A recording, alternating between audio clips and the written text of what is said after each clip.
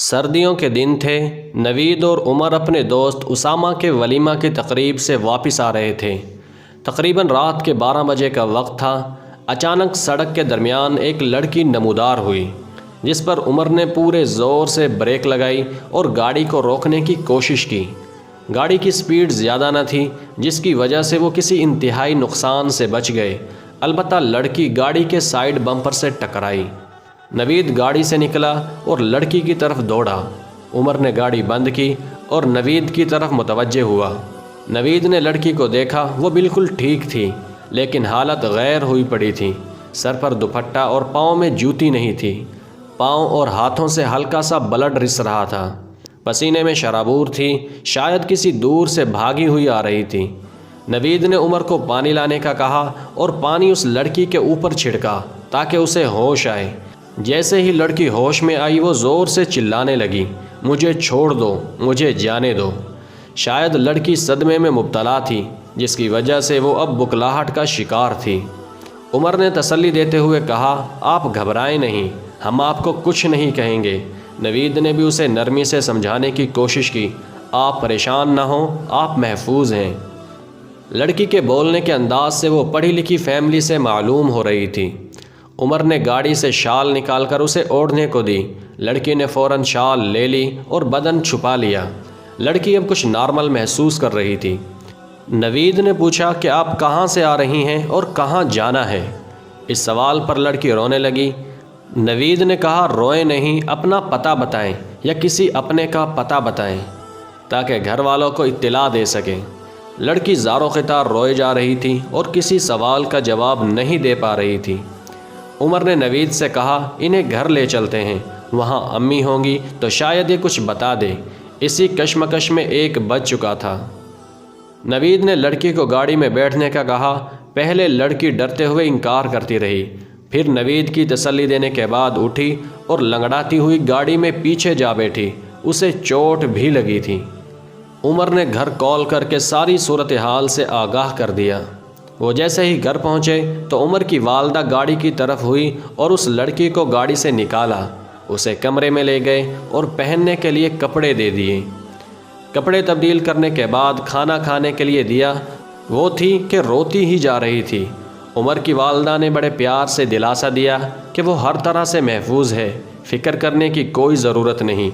لڑکی کو ان کی باتوں سے حوصلہ ہوا اور وہ کھانا کھانے کے بعد ایسے سوئی کہ مدتوں سے جاگی ہو۔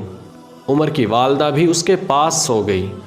اگلی صبح اسے ناشتہ کروایا اور دریافت کیا کہ بیٹی کون ہو، کہاں سے آئی ہو؟ اس نے کہا، میں اچھے پڑھے لکھے خاندان سے ہوں، میں BSc کی طالبہ ہوں۔ میری ملاقات ایک لڑکے سے فیس بک پر ہوئی جو آہستہ آہستہ محبت میں بدل گئی۔ یہی جذبات اس لڑکے کی طرف سے بھی تھے۔ اس نے شادی کے لیے کہا لیکن گھر والے نہیں مانے۔ میں اس کے کہنے پر گھر چھوڑ آئی۔ اس کے بتائے ہوئے پتے پر پہنچی تو وہ مجھے اپنے ساتھ ایک کوارٹر میں لے گیا جہاں اس کے مزید دوست بھی موجود تھے۔ وہاں پہنچ کر مجھے اس لڑکے کے گھٹیا اور درندگی سے بھرے جذبات کا علم ہوا جو سن کر میں بالکل ہی بکھر گئی۔ میں وہاں سے کسی نہ کسی طرح بھاگنے میں کامیاب رہی، البتہ مجھے گھر واپس جانے کا راستہ معلوم نہیں تھا۔ اسی اثنا میں لڑکا اور اس کے دوست میرے پیچھے آئے۔ میں جنگل کے رستے خاردار جھاڑیوں سے بھاگتے ہوئے مین روڈ پر پہنچی جہاں پر آپ کے بیٹے کی گاڑی سے ٹکرا گئی۔ آنسوؤں کا سمندر اس کی آنکھوں سے چھلک اٹھا۔ عمر کی والدہ نے اسے سینے سے لگایا اور تسلی دیتے ہوئے کہا، بیٹا خدا کا شکر کرو، تمہاری حرمت قائم ہے۔ اپنے کسی عزیز کا نمبر دو تاکہ ان کو تمہاری موجودگی کی اطلاع دیں، وہ پریشان ہو رہے ہوں گے۔ اس نے فوراً کہا کہ میرے گھر والوں کو یہاں نہ بلائیں، میرے والد مجھے جان سے مار دیں گے۔ عمر کی والدہ نے تسلی دیتے ہوئے کہا، ایسا کچھ نہیں ہوگا، ہم تمہارے ساتھ ہیں۔ لڑکی نے نمبر دیا۔ عمر نے اس کے والد کو ساری صورتحال سے آگاہ کیا۔ شام کو اس کے والد پہنچے تو آتے ہی لڑکی کے باپ نے آؤ دیکھا نہ تاؤ لڑکی کو بلانے کا کہا، جس پر عمر اور اس کے والد نے ٹھنڈا رہنے کا کہا۔ لڑکی سامنے آئی تو باپ نے مارنے کی کوشش کی، جس پر عمر کے والد نے ان کی دست درازی پر انہیں روکا۔ لڑکی کا باپ روتا جاتا اور کہتا کہ اس نے میری عزت خاک میں ملا دی ہے۔